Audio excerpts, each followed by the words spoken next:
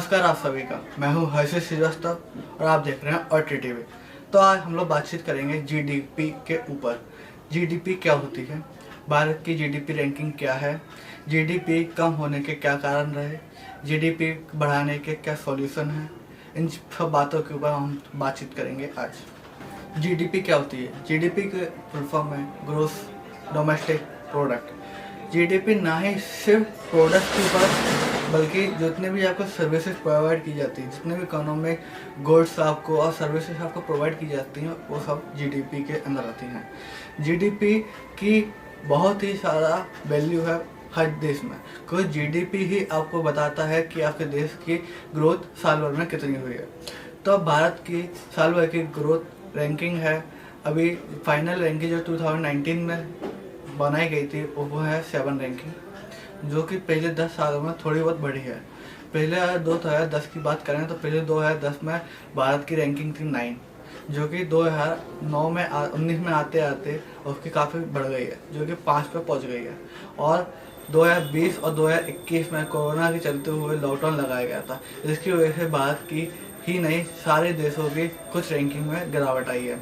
तो भारत 5वें नंबर से घट के 6वें नंबर पर आ गया है। हम बात करें जीडीपी पिछले 10 साल में कितनी बढ़ी है, तो हम आपको बता दें कि पिछले 5 साल यानी 2010 से लेकर 2015 तक जीडीपी में बढ़ावट थी।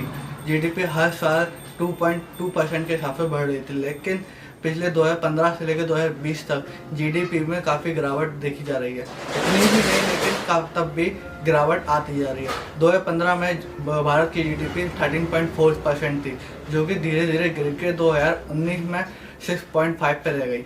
और लॉकडाउन के चलते हुए कोरोना के कारण लॉकडाउन लगाया गया, जिसके कारण भारत की जीडीपी सिर्फ 4.4% रह गई, जो कि 2019 के मुकाबले -2.4% था। आरबीआई के एक रिपोर्ट के अनुसार भारत की जीडीपी -2.5 से ज़्यादा बढ़ी है, लेकिन जितने भी डॉक्यूमेंट्स हमारे सामने आए हैं उसमें सिर्फ 2.5 ही बताई गई है। जीडीपी कम होने के क्या बड़े कारण? जीडीपी कम होने के काफ़ी सारे बड़े कारण हैं। हम 2010 से बात करें तो 2015 तक जीडीपी काफ़ी बढ़ी। इसका कोई बड़े कारण थे कि इंपोर्ट एक्सपोर्ट भारत का काफ़ी अच्छा होता जा रहा था।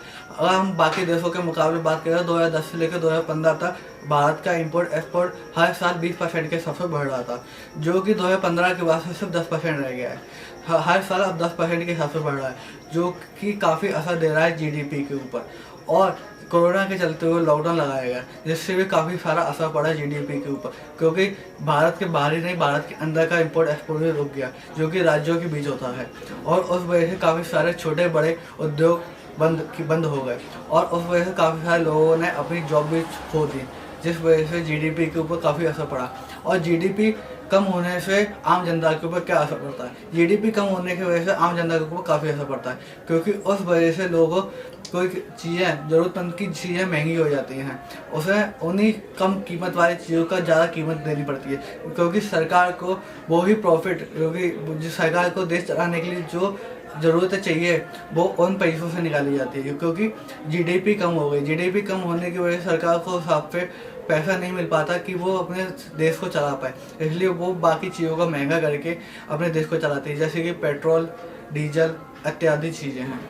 जीडीपी को बढ़ाने के लिए सॉल्यूशंस। जीडीपी को बढ़ाने के लिए काफ़ी सारे सॉल्यूशन काफ़ी सारे इकोनॉमिस्ट ने बताए हैं, लेकिन उनमें से कुछ सॉल्यूशन मैं आपको बताना चाहता हूं। जैसे कि जीडीपी को बढ़ाने के लिए इंपोर्ट एक्सपोर्ट को बढ़ाना पड़ेगा, ना ही सिर्फ 2 देशों के बीच बल्कि 2 राज्यों के बीच में। मान के चलिए कि जम्मू एंड कश्मीर में कोई चीज़ उत्पन्न होती है, कुछ चीज़ बनाया जाता है, उसे केरला तक भेजा जाए, जिससे इंपोर्ट एक्सपोर्ट बढ़े, जिससे लोग ज़्यादा चीज़ खरीदेंगे, तो उससे उन छोटे छोटे उद्योगों को भी काफ़ी असर पड़ेगा, जिसकी वजह से जीडीपी बढ़ेगी, और उस वजह से जॉब भी काफ़ी सारी बढ़ती जाएंगी, जिसकी वजह से अनएम्प्लॉयमेंट भी काफ़ी सारी खत्म होगी।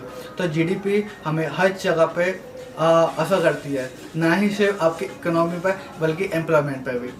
मैं आशा करता हूँ आपको हमारी जानकारी अच्छी लगी होगी। मैं हर्षित श्रीवास्तव, कैमरामैन गर्वित के साथ और टीवी।